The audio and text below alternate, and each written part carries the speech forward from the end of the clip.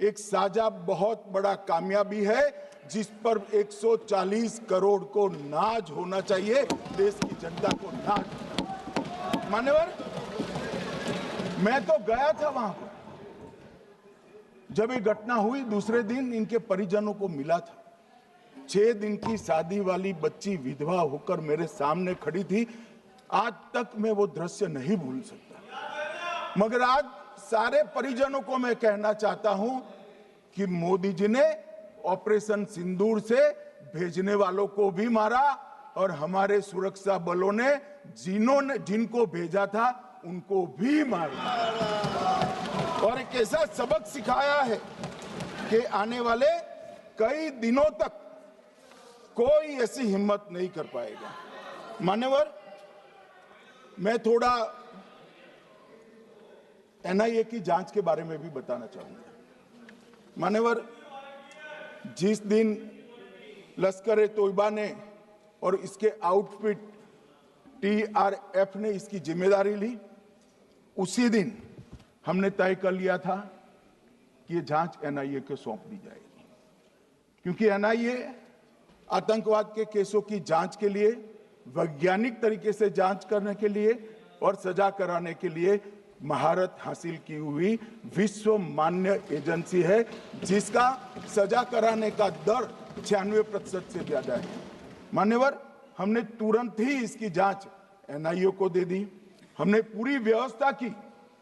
सेना, BSF, CRPF और Jammu Kashmir police ने ये लोग देश छोड़कर भाग न जाए। और मान्यवर, इसकी जांच की शुरुआत हुई। एक थकाने वाली बहुत लंबी जांच हुई है। जांच के दौरान मृतक के परिजन जो साथ में थे, उनको सभी को चर्चा किए गया। पर्यटकों, खच्चर वालों, पोनी वालों, फोटोग्राफर, कर्मचारियों, विभिन्न दुकान में काम करने वाले लोगों, कुल मिलाकर 1055 लोगों की लंबी 3000 घंटे से ज्यादा पूछताछ इंफॉर्मेशन के लिए की गई और इस सबको वीडियो पर रिकॉर्ड कर दिया गया। और बाद में इसके आधार पर स्केच बनाया गया और ढूंढते 22/6/25 को एक बशीर की पहचान की गई और परवेज की पहचान की गई, जिन्होंने आतंकवादी घटना के अगले दिन आतंकवादियों को शरण दी थी। उनको अपने ढोक में रखा था। वो दोनों को गिरफ्तार कर लिया गया। अब वो हमारी कस्टडी में है। दोनों गिरफ्तार अपराधियों ने खुलासा किया कि 21/4/25 की रात को 8 बजे 3 आतंकवादी बेसरण से लगभग 2 किलोमीटर दूर स्थित परवेज ढोक में आए थे। आतंकवादियों के पास AK-47 और M9 कार्बाइन थी। जो 2 आतंकवादियों ने काली पोशाक पहनी थी और एक ने छद्म वेश किया था।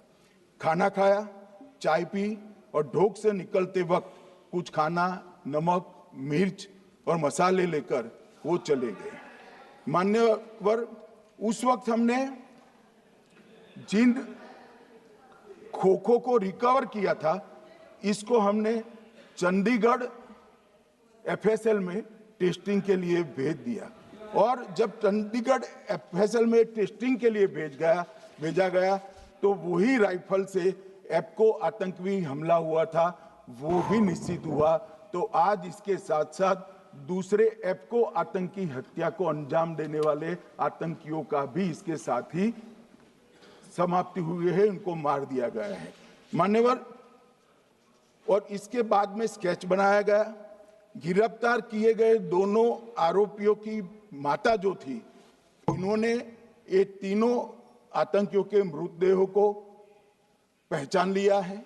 दोनों आतंकवादी घटना में साथ लेने वाले उनके साथियों ने भी पहचान लिया है और अब उसकी FSL की पुष्टि भी आज सुबह 4 बजे हो गई थी। अब मैं जांच का पूरा ब्यौरा बताना चाहता हूं। मान्यवर, ये हमले में 3 पाकिस्तानी आतंकवादी थे। हमले में 2 AK-47 और 1 M9 कार्बाइन का प्रयोग किया गया था और अब जो पकड़े गए हैं, इसके सुलेमान के कारण एप्को का मामला भी आज रिजॉल्व हो रहा है और आतंकवादियों को पनाह देने वाले 2 स्थानीय लोगों को भी इस केस में पकड़ लिया गया है। अब मान्यवर कल पूछते थे कहां से आए, कहां गए, किसकी जिम्मेदारी है। भाई जिम्मेदारी हमारी ही है, हम सरकार में हैं, हमारी ही जिम्मेदारी है। मगर मैं पूछता हूं जब आप सरकार में थे तब क्या क्या हुआ था, इसकी जिम्मेदारी किसकी थी और क्यों निर्वहन नहीं किया, वो भी बाद में पूछूंगा, जरा धीरज से सुनना। मगर मान्यवर मुझे एक बड़ा दुख हुआ।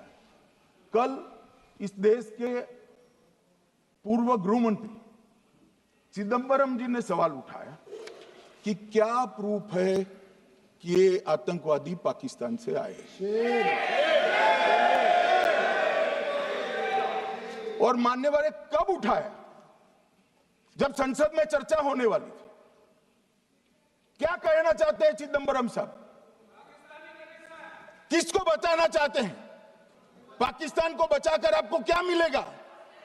वो ये कह रहे हैं कि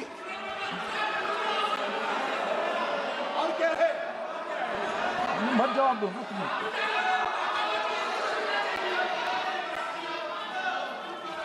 मान्यवर हमारे पास